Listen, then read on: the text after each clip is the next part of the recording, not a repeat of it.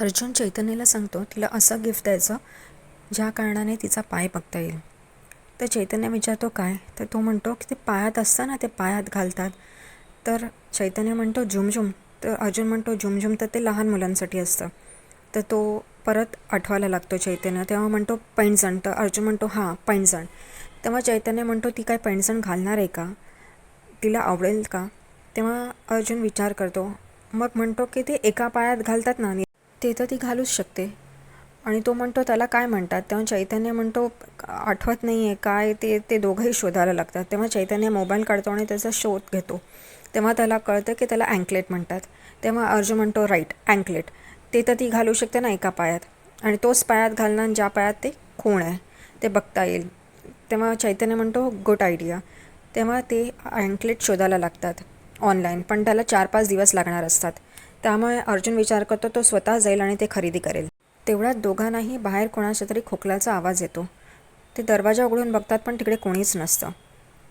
ते विचार करतच असतात. तेवढ्यात चैतन्य म्हणतो आपल्याला अँकलेट घ्यायचं ना, चल. तेवढ्यात अर्जुन म्हणतो हळूहळू. तेव्हा ते दोघं परत दरवाजा लावून आत येतात आणि अँकलेट ऑनलाईन बघत असतात. पण 4-5 दिवस लागणार असतात. त्यामुळे अर्जुन म्हणतो मी स्वतः जातो आणि घेऊन येतो.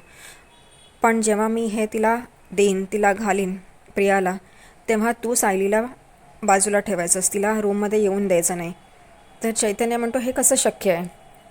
अर्जुन म्हणतो हे तुला करावंच लागेल, नाहीतर सायली खूपच चिडतील. आणि माहिती आहे ना मागच्या वेळेला काय झालेलं.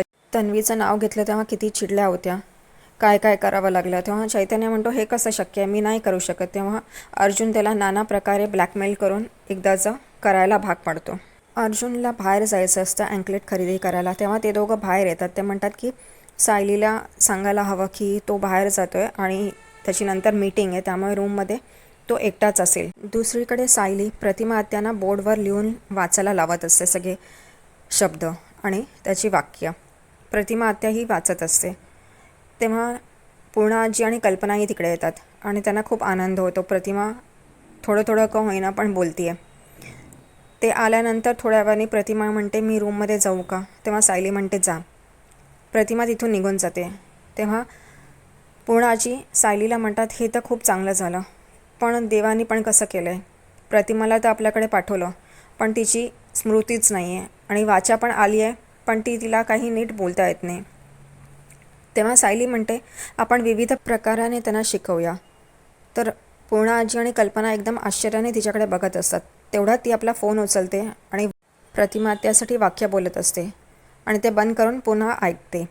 तेव्हा पूर्णा आजी म्हणते हे काय केलंस तू? तर ती म्हणते हे व्हॉईस नोट मी तयार केला आहे आणि हा आपण त्यांना पाठवायचा, म्हणजे आपण जरी बिझी असलो तरी ते हे ऐकून ऐकून त्यांच्या कानावर पडेल आणि ते बोलायला लागतील. त्यांचा सराव चालूच राहील. हे ऐकून कल्पना आणि पूर्णा आजीला खूपच आनंद होतो. ते म्हणतात बरोबर आहे, तू हे कर.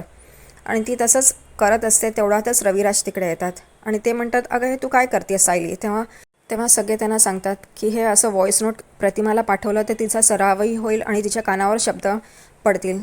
तेव्हा रविराज म्हणतात हे माझ्या का नाही लक्षात आलं? टेक्नॉलॉजीचा असाही वापर करता येईल. आणि ते खूप खुश होतात सायलीवर. तेवढ्यात सायलीला एक कल्पना सुचते. ती म्हणते आपण प्रतिमा आत्याला त्यांच्या घरी घेऊन गेलो तर तिकडच्या गोष्टी, तिकडची वास्तू पाहिल्यावर त्यांना काही ना काहीतरी आठवेल. कारण आपलं घर ते आपलं घर असतं, त्यामुळे त्यांना नक्कीच काही ना काहीतरी आठवेल. रविराज म्हणतात मला ही कल्पना आधी सुचली होती, पण प्रतिमा कसं रिॲक्ट करण्यात येईल का यामुळे मी गप्प बसलो. तेव्हा सायली, पूर्णा आजी आणि कल्पना म्हणतात हे आपल्याला नक्की करून पाहायला हवं. तेव्हा ते ठरवतात की आपण प्रतिमाला तिच्या घरी घेऊन जायला हवं. तेवढ्यातच चैतन्य आणि अर्जुन जिन्यावर येतात सायलीला हे सांगायला. तेवढ्यातच सायली पण त्यांना वरती हे सांगायला येत असते अर्जुनला की आम्ही बाहेर चाललो आहे, प्रतिमा आत्याला तिच्या घरी घेऊन जातो आहे, म्हणजे तिला काही ना काहीतरी आठवेल.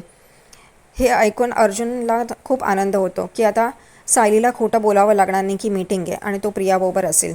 सायली अर्जुनला विचारते तुम्हालाही काहीतरी सांगायचं होतं? तर तो म्हणतो नाही नाही, ते काय एवढं इम्पॉर्टंट नाही आहे, जा तुम्ही जा, सावकाश जा आणि सावकाश या. ती निघून जाते तिथून. तेवढ्यात चैतन्य अर्जुनला विचारतो अरे बोलला काही नाहीस?